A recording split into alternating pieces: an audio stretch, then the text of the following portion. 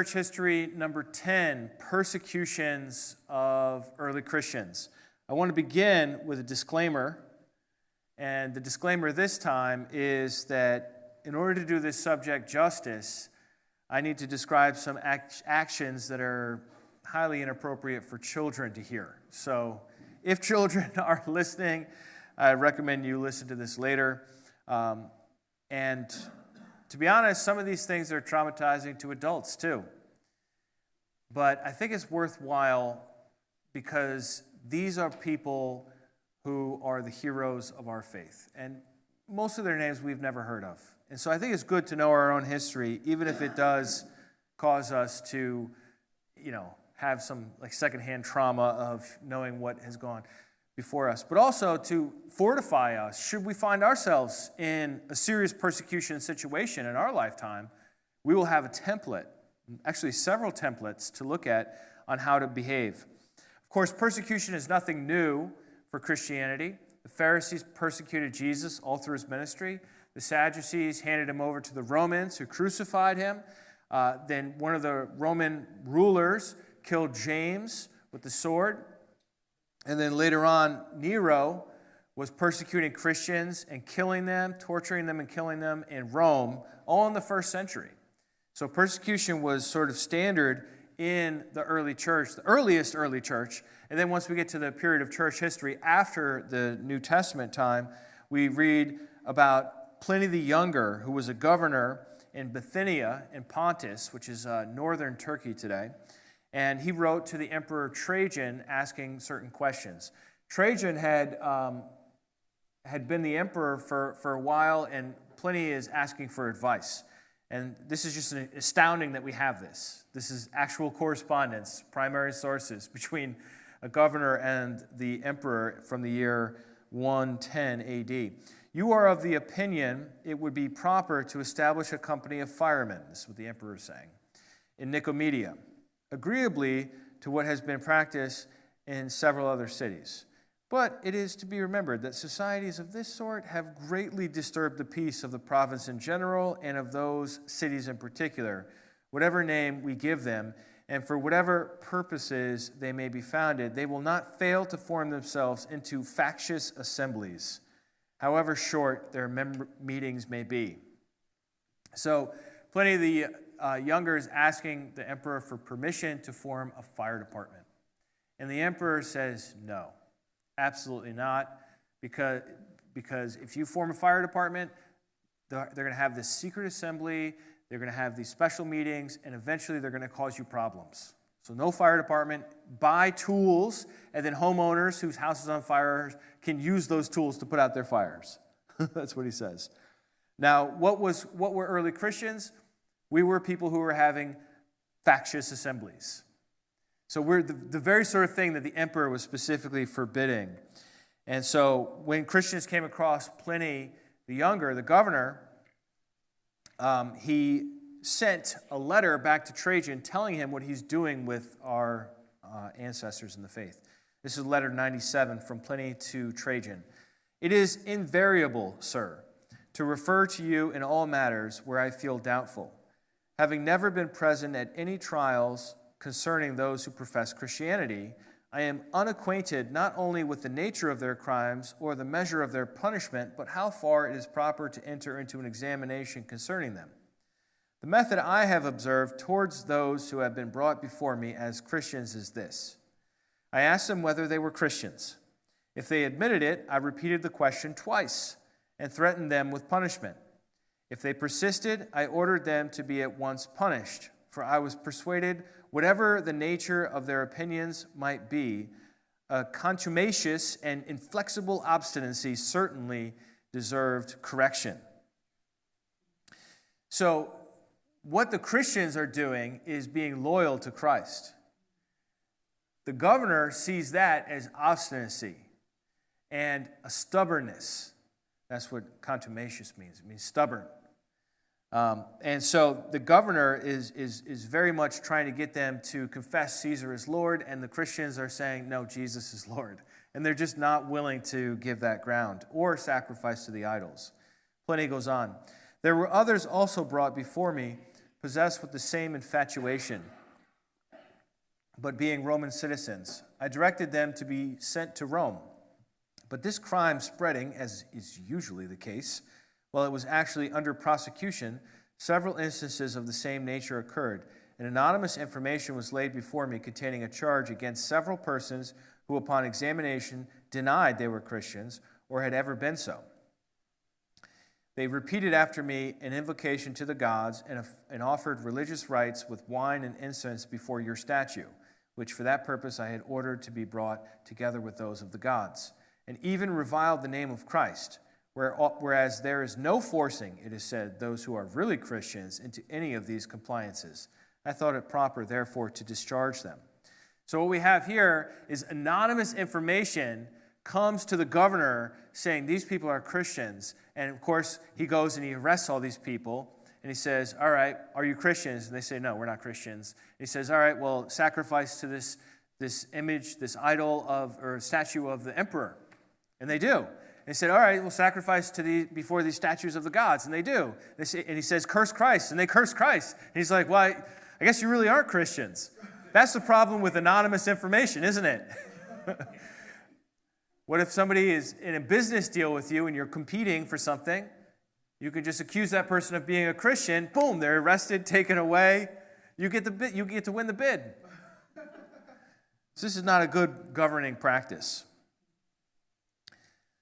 Then he goes on. He says, they all worshipped your statue and the images of the gods, uttering imprecations at the same time against the name of Christ. They affirmed the whole of their guilt, or their error was that they met on a stated day before it was light and addressed a form of prayer to Christ as to a divinity, binding themselves by a solemn oath, not for the purposes of any wicked design, but never to commit any fraud, theft, or adultery, never to falsify their word, nor deny a trust when they should be called upon to deliver it up, after which it was their custom to separate and then reassemble to eat in common a harmless meal. From this custom, however, they desisted after the publication of my edict, by which, according to your commandments, I forbade the meeting of any assemblies. All right, so the plot thickens. He had arrested these people. They were accused of being Christians. They denied it. But then they said to him, we used to be Christians. And he asked them, well, what does that mean? And they say, well, what it means is that we wake up early and, let's see, where does it say this here? Before it was light, they wake up and they addressed a form of prayer to Christ as to a divinity. Now, sometimes people point to this statement of Pliny the Younger and say, see, early Christians all believed Jesus was God. Look, from a Roman perspective, a Roman governor perspective, if you believe in a man who is immortal and lives in heaven, that just is a god. Writing a letter to the emperor, he's prayer to a divinity or singing hymns as if to a god. That's just describing what he believes they were doing. And notice the other thing about the early Christians is they're not going to commit any fraud or theft or adultery or falsify their word or deny a trust. So what they're doing is they're trying to be good, moral, upstanding people. And so he's writing this back to the emperor, like Christians, they're trying to live upright lives, but the emperor has forbidden the meeting of any assemblies, even a fire department. So like these Christian meetings are definitely illegal. We're not going to stand for that. He goes on, after receiving this account, I judged it so much more than necessary to endeavor to extort the real truth by putting 2 female slaves to the torture, who were said to officiate in their religious rites. But all I could discover was evidence of an absurd and extravagant superstition. I deemed it expedient, therefore, to adjourn all further proceedings in order to consult you. So these are actually deaconesses, female servants of the church that he puts to torture. Romans, I don't know where they got this idea, but they believed that unless they were torturing you, they couldn't trust you. We believe the exact opposite today. We believe that somebody under torture will always just tell you whatever you want to hear. So who knows? But they tortured these people, and basically he's like, they're just superstitious people. They have these weird beliefs. There's nothing really here. He's writing this to the emperor. Then he goes on, he says, for it appears to be a matter highly deserving your consideration, more especially as, and this is his real concern, great numbers must be involved in the danger of these prosecutions, which have already extended and are still likely to extend to persons of all ranks and ages, even both sexes. In fact, the contagious superstition is not confined to the cities only, but has spread its infection among the neighboring villages and country. Nevertheless, it still seems possible to restrain its progress. The temples, at least, which were once almost deserted, begin now to be frequented, and the sacred rites, after a long intermission, are again revived, while there is a general demand for the victims, which till lately found few purchasers. So you see the governor's real motivation here is that the temples are empty. People are not sacrificing to the old gods. Why would the governor care about some religious rites in old marble temples? Because the gods will mess with you if you don't take care of them. That's the whole religious system of the Greco-Roman world. They're not gods to give devotion and love to, and they don't care how you live. But if you don't give them their animal sacrifices in the proper way at the proper time, by the proper priest, they are going to mess with you. And then, you know who's going to have a bad life? The person in charge, the governor, Pliny. So he's really worried that Christianity is spreading and taking people away from going to the temples and taking good care of the gods. So the emperor writes him back, letter 98, Trajan to Pliny. He says, "You have adopted the right course, my dearest Secundus. In investigating the charges against the Christians who were brought before you, it is not possible to lay down any general rule for all such cases. Do not go out of your way to look for them." This is good news for us. Do not go out of your way to look for them. If indeed they should be brought before you and the crime is proved, they must be punished, with the restriction, however, that where the party denies he is a Christian and shall make it evident that he is not by invoking our gods, let him, notwithstanding any former suspicion, be pardoned upon his repentance. Anonymous informations ought not to be received in any sort of prosecution. That's enough of that. It is introducing a very dangerous precedent, and it is quite foreign to the spirit of our age. Notice how you probably thought, oh, I'm so sophisticated, I'm the Roman emperor, we have the spirit of our age. We're not going to allow anonymous accusations. Meanwhile, he's persecuting Christians, left and right, and he thinks he's so moderate. So that's sort of like the early Roman government versus Christian relationship. They're not going to seek us out and persecute us, but if somebody accuses us to them, they'll do their due diligence and they'll punish us. And it's vague what the punishment is. Is it a fine? Is it a whipping? Is it execution? Is it exile to a faraway island? These are all different kinds of punishments that will be up to the discretion of the local governor to decide. Now, why? Oh, why did they not like Christians? Why didn't they like us? Well, here are a few reasons. They lumped us in with Epicureans. Epicureans were known as atheists because they didn't worship the statues. And Epicureans had a bad reputation. You know what an Epicurean is? Somebody that pursues pleasure. The spirit of the age, to use that phrase again, the zeitgeist, was all for self-control and denying pleasure, asceticism. That was what was cool. Epicureans were not cool in the 2nd century, in the 3rd century in the Roman Empire. And of course, as Christians, we're getting lumped in with the ones that are not cool, the Epicureans. Marcus Aurelius made the point, this resolve to die is what he's talking about. This resolve, too, must arise from a specific decision, not out of sheer opposition like the Christians. It's about the only thing the Emperor Marcus Aurelius said about Christians is that we're just sort of obstinate, stubborn people that are too eager to die for our beliefs. Another criticism of Christians is that we believed in miracles and that were falsely reported or tricks. So an early anti-Christian named Celsus, who I've mentioned before, said that the resurrection was really a tale reported by a, quote, hysterical female. Celsus also says that Jesus himself gained magical powers when he lived in Egypt, and that's how he did miracles. They also called us gullible and easily deceived by charlatans. There's a guy named Lucian of Samosata who wrote this whole book called the Passing of Peregrinus. And on the Passing of Peregrinus, this guy shows up to the Christians, and he totally deceives them, and they're all so gullible, and he becomes a leader of them, and they give him all this money, and then he gets thrown into prison for being a Christian. And then all the Christians are there with him. They're bribing guards to sit in jail with him, to comfort him, and they're giving him all this money, and he's like, man, I'm making more money off these Christians in jail than when I was out of jail.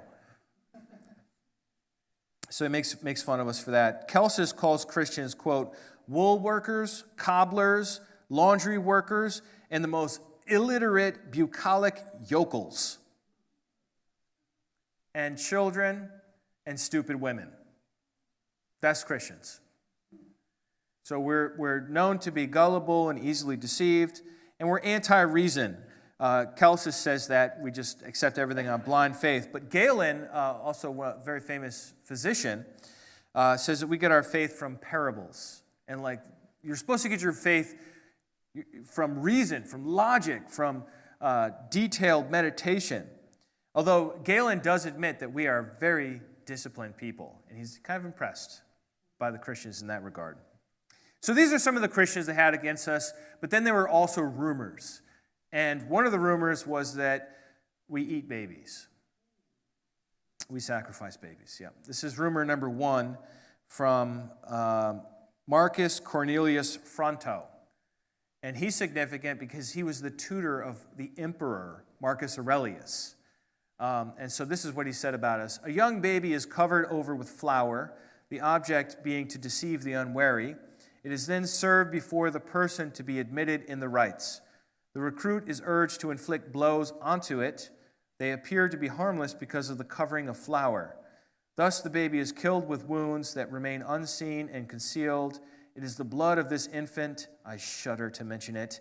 It is this blood that they lick with thirsty lips. These are the limbs they distribute eagerly. This is the victim by which they seal their covenant. Totally gross, right? But that's a rumor. That's gossip. That's what they were saying about us. They're saying, in their secret meetings, their assemblies, they're eating babies. That's what these people are evil. Rumor number 2, on a special day, they gather in a feast with all their children, sisters, mothers, all sexes and all ages. There, flushed with the banquet, after such feasting and drinking, they begin to burn with incestuous passions. They provoke a dog, tied to the lampstand, to leap and bound toward a scrap of food, which they have tossed outside the reach of his chain. By this means, the light is overturned and extinguished, and with it, common knowledge of their actions. In the shameless dark with unspeakable lust, they copulate in random unions, all equally being guilty of incest, some by deed, but everyone by complicity. So that's trash talk. That's, when you read the thing about the baby, you're like, I don't think that would, like, flour would really, that's not even plausible. Or like this thing with the dog, like, come on. Like, you really believe that?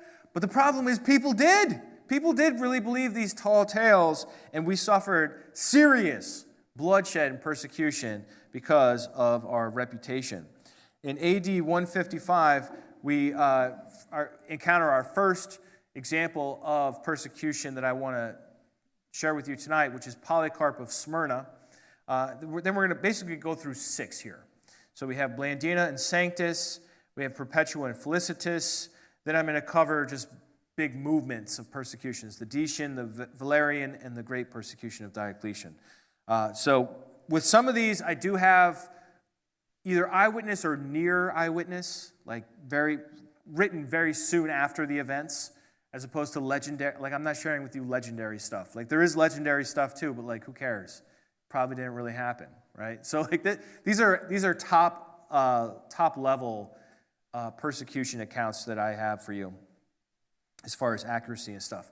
So first up, let's talk about Polycarp of Smyrna. His name means much fruit. Carpos is the word for fruit. Poly, just like polygon. polyamory, much love, right? Polycarp, much fruit. He lived in Smyrna, which is Asia Minor, modern-day Turkey, if you can imagine it, the western end of Turkey. The modern city of Izmir is ancient Smyrna, if you ever go to Turkey. He was accused of being a Christian. There was a big gathering of people, basically a mob, that said, we want Polycarp, and the government basically said, let's go get him. Let's go get him. So they did an investigation. They found out where Polycarp was, and they sent the people there to arrest him. He was tipped off just in time, so Polycarp escaped.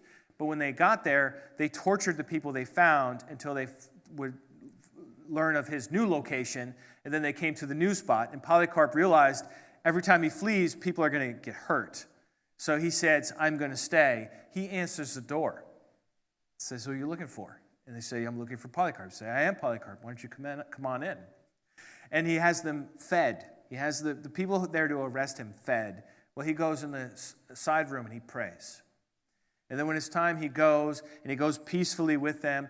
And he's in the chariot with this dignitary. And the guy's trying to convince Polycarp, dude, just like give up on this. This is bad. This is a bad situation. And Polycarp says, I'm not going to give up my faith. And he finally enters into the arena, which is surrounded by all these people who are cheering for his blood.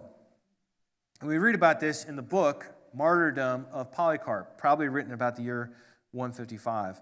And we can read in chapter 9 there. But as Polycarp entered the stadium, there was a great uproar when they heard that Polycarp had been arrested. Therefore, when he was brought before him, the proconsul asked if he were Polycarp. And when he confessed that he was, the proconsul tried to persuade him to recant, saying, have respect for your age, and other such things as they are accustomed to say. Swear by the genius of Caesar. Repent. Say, away with the atheists. So Polycarp solemnly looked at the whole crowd of the lawless heathen who were in the stadium, motioned toward them with his hand, and then groaning as he looked up to heaven, said, away with the atheists. But when the magistrate persisted and said, swear the oath, and I will release you. Revile Christ. Polycarp replied, for 86 years I have been his servant, and he has done me no wrong. How can I blaspheme my king who saved me? But as he continued to insist, saying, swear by the genius of Caesar, he answered, if you vainly suppose that I will swear by the genius of Caesar as you request, and pretend not to know who I am, listen carefully. I am a Christian. Now, if you want to learn the doctrine of Christianity, name a day and give me a hearing. The proconsul said, persuade the people. Polycarp said, no.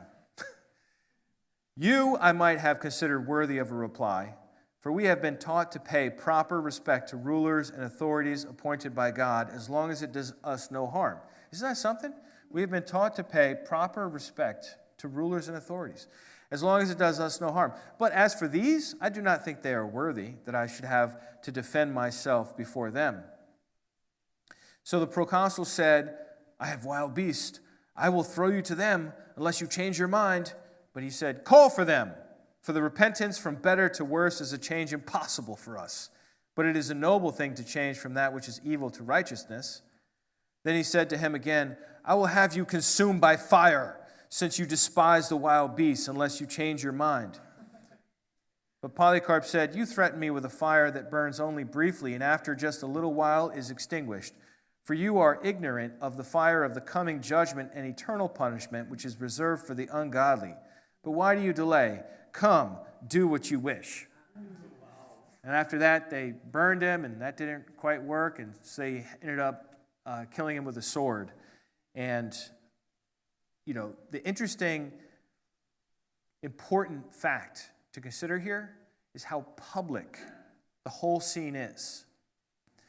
Because what ended up happening is everyone saw the courage of this man, this little 86-year-old man who could look Rome in the eyes and say, do your worst, I'm a Christian. Very powerful. Polycarp is the template.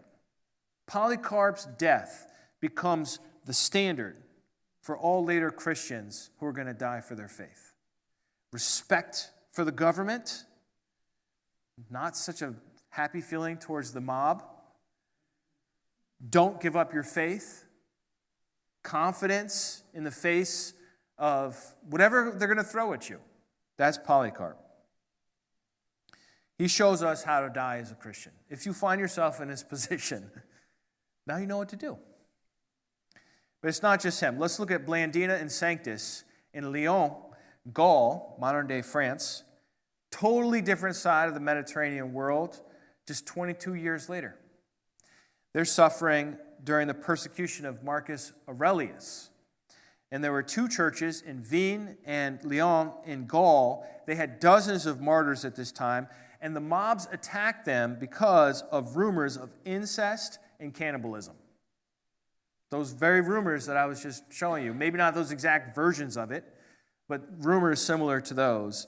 They were brought to an amphitheater where the governor presided over them, and Blandina, I'm going to read to you about her first. This is from Eusebius' church history book. He records a previous document of somebody that was actually there and wrote this down. Christ proved that what men, and I love Blandina too because she's a woman. And I love how they describe this because the woman is kind of looked down upon in their society, and she's just like really set as an incredible example. Christ proved that what men think lowly, God deems worthy of great glory. When we were all afraid, Blandina was filled with such power that those who tortured her from morning to night grew exhausted. They had nothing left to do to her. They were astounded that she was still alive, since her whole body was smashed and lacerated, and they claimed that any one of the tortures was enough to end life, let alone a succession of them augmented. But the blessed woman, like a noble athlete, gained in strength while confessing the faith and found comfort for her sufferings by saying, I am a Christian, and nothing wicked happens among us. So notice two things. One, that she is considered a noble athlete. And this is sort of like Eusebius thing too. Like he likes to call martyrs, those who courageously enter these like physically difficult situations and keep their faith, he calls them athletes, which I think is pretty interesting. And then the other thing about her is that she is responding to the rumors. The rumors are that you're incestuous, you're cannibalist, basically the rumors are you're evil. And she says, I'm a Christian and nothing wicked happens among us. She's saying that over and over while they're torturing her in all these different ways. Then they sent her back to jail, and a day or two later, they hung her on a stake for animals to go attack her. This is a classic gladiatorial type scenario in a stadium, but they didn't touch her, so they sent her back to jail for another day or two, and then they tortured her again. And it says, after the whips, the beasts, and the gridiron, she was finally put into a net and thrown to a bull. She was tossed by the animal for some time before being sacrificed.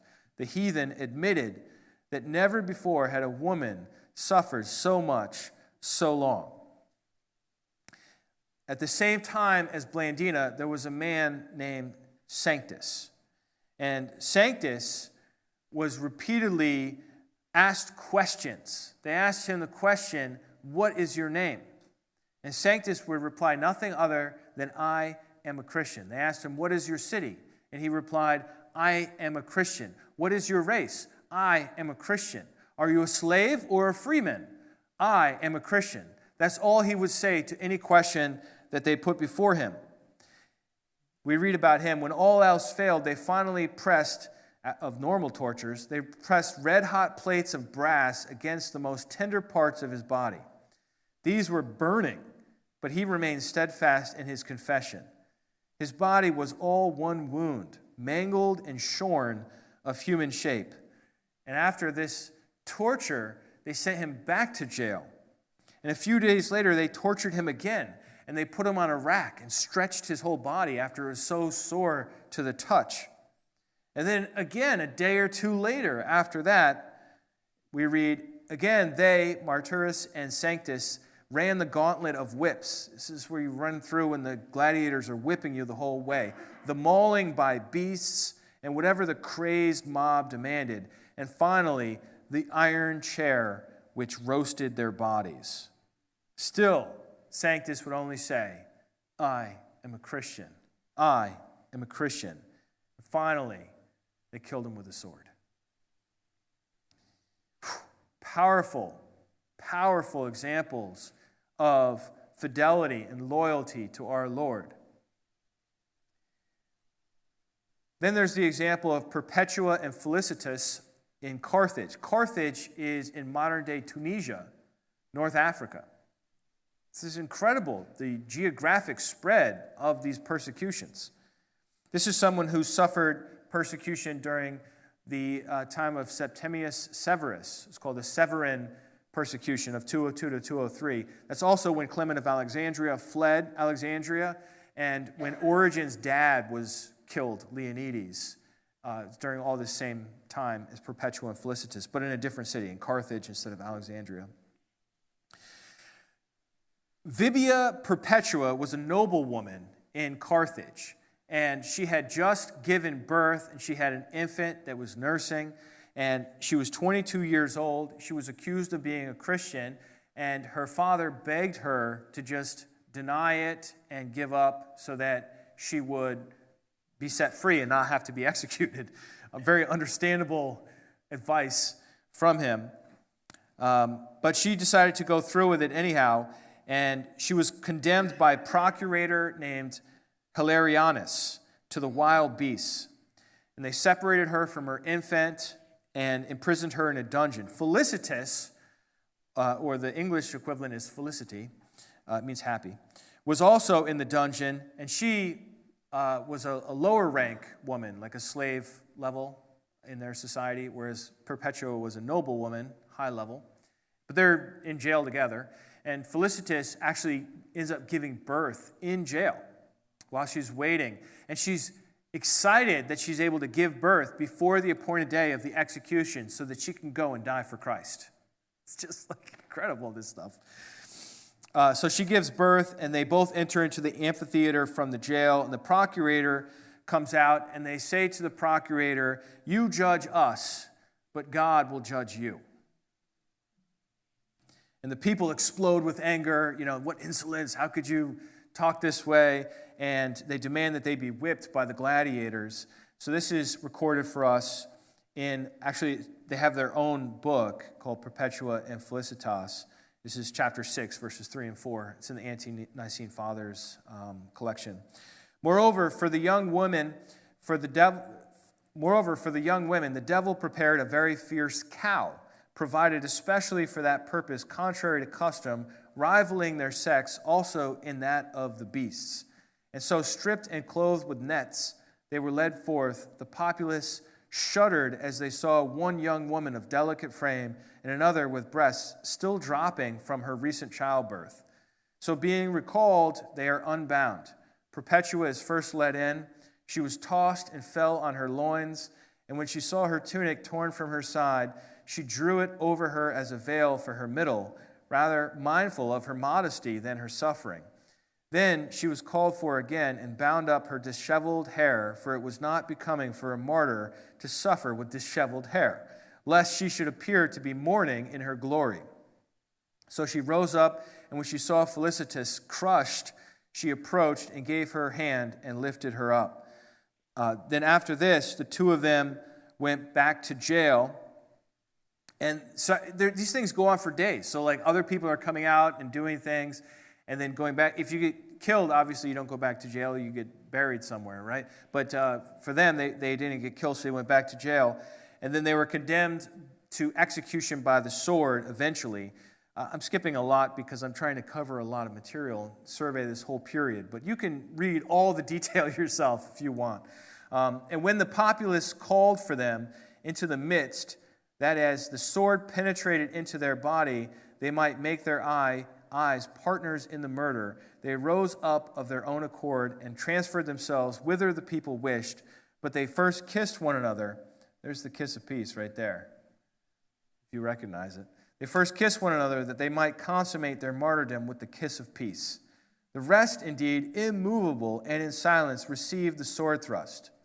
But Perpetua, that she might taste some pain, being pierced between the ribs, cried out loudly, and she herself placed the wavering right hand of the youthful gladiator to her throat.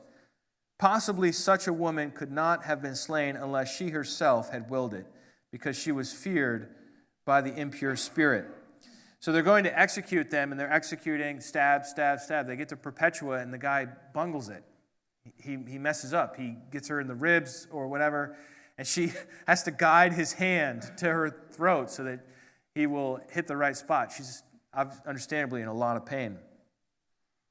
Incredible, heroic women in the Christian church in these early centuries. I think it's something we should be very proud of today in a world that has changed its opinion on women. And yet we already had these heroes of the faith centuries and centuries ago. Then we come to the Decian persecution. Emperor Decius was the first one to implement an empire-wide persecution. Before him, everything is local. And by his time, Keith Hopkins estimates in the 3rd century there's about 200,000 Christians. It's kind of a guesstimate, but hundreds of thousands of Christians.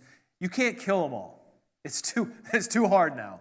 So what he's going to do instead is he's going to have everyone in the empire make a sacrifice to the gods and get a certificate. If you make the sacrifice, you get the certificate. If you don't, you get arrested and then tortured and killed, depending on how the local governor handles it.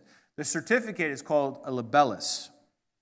And we actually have surviving ones to this day.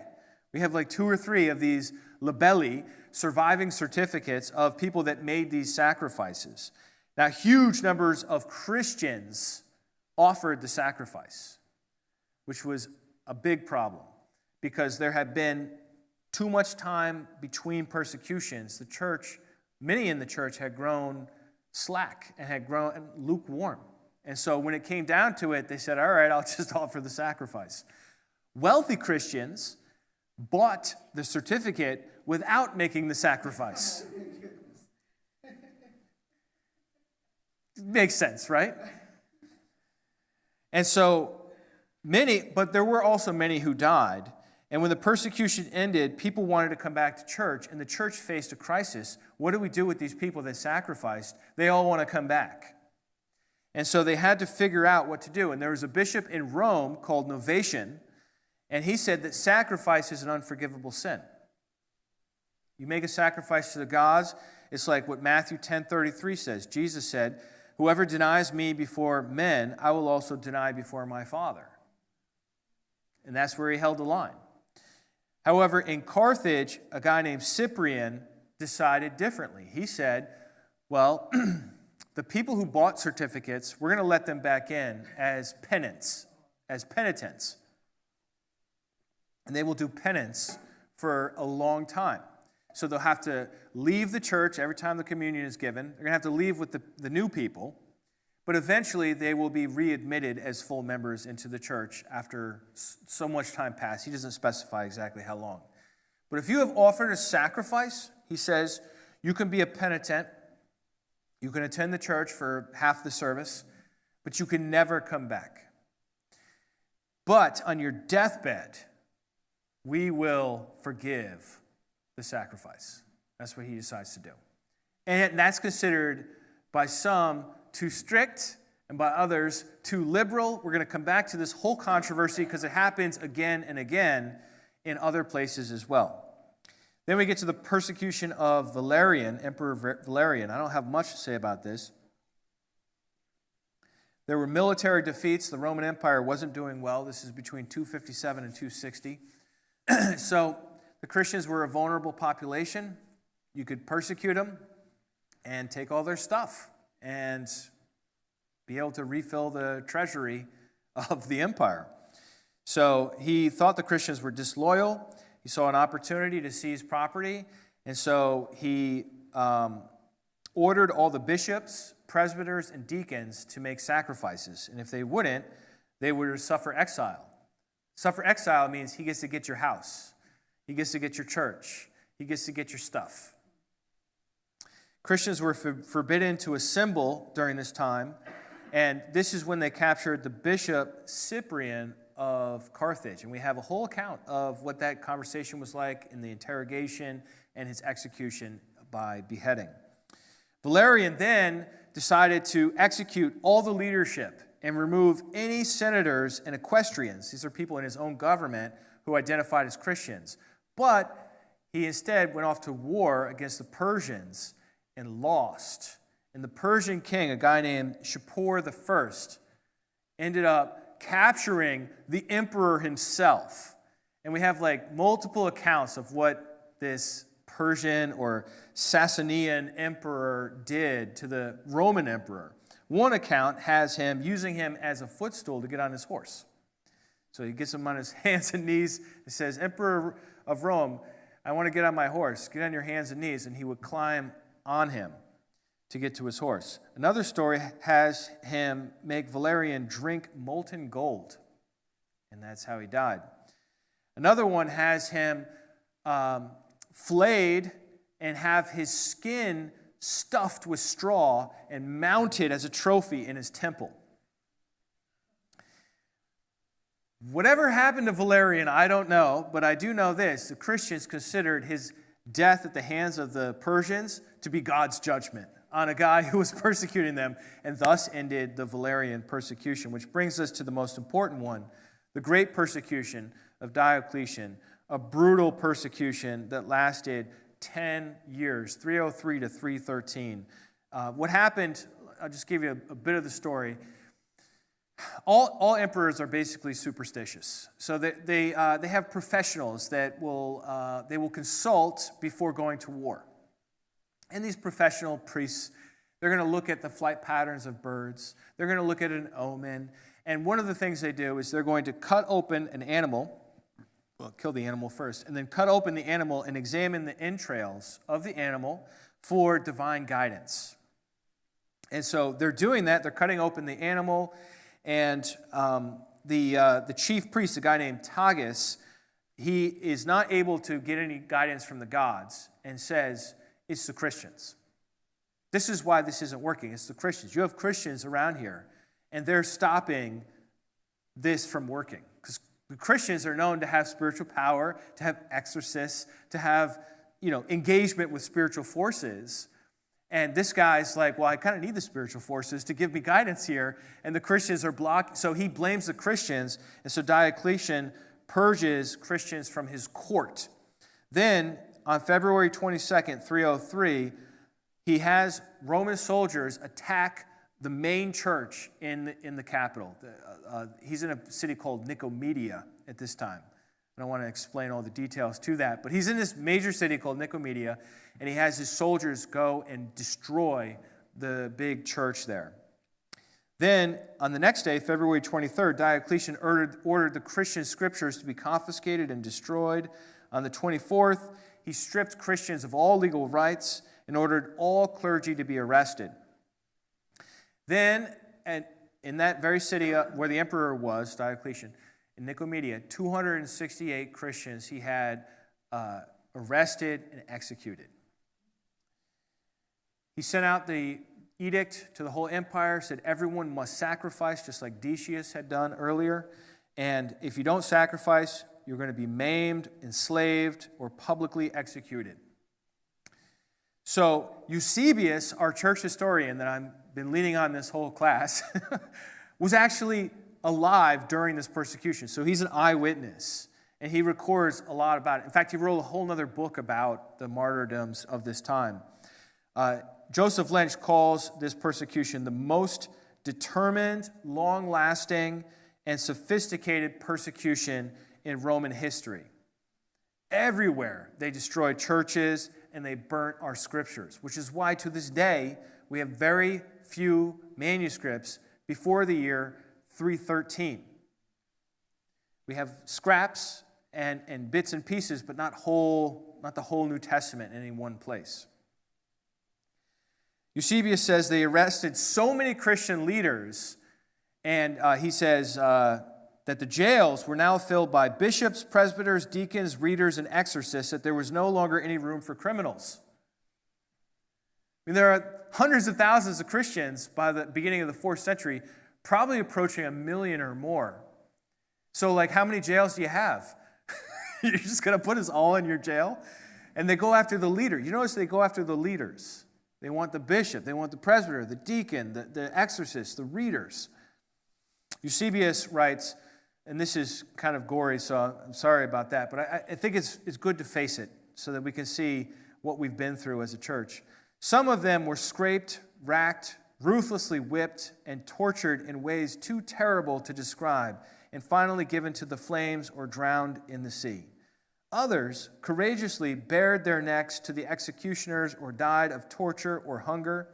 Some, again, were crucified as criminals usually are, while others, even more cruelly, were nailed in the opposite way, head downward, and kept alive until they died of hunger on the cross.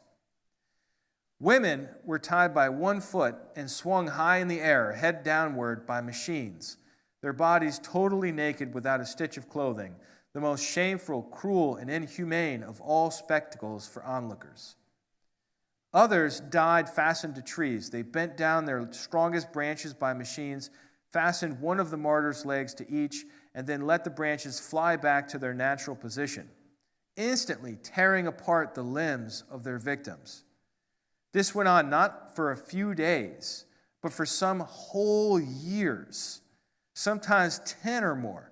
At times more than 20 were put to death, or 30, or almost 60.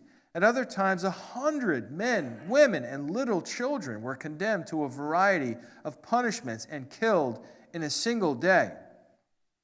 I myself saw some of these mass executions by decapitation or fire, a slaughter that dulled the murderous axe until it wore out and broke in pieces, while the executioners grew so tired they had to work in shifts. But I also observed a marvelous eagerness and a divine power and enthusiasm in those who placed their faith in Christ. As soon as the first was sentenced, others would jump up on the tribunal in front of the judge and confess themselves Christians. Heedless of torture in its terrifying forms, but boldly proclaiming their devotion to the God of the universe, they received the final sentence of death with joy, laughter, and gladness, singing hymns of thanksgiving to God until their last breath. Wow. Persecution of most Christians ended in the year 313 with the Edict of Milan. But I have some good news for you. We survived. Jesus said after Peter had confessed that he is the Messiah, the Son of God, he said, "On this rock I will build my church, and the gates of Hades, the gates of death, shall not prevail against it."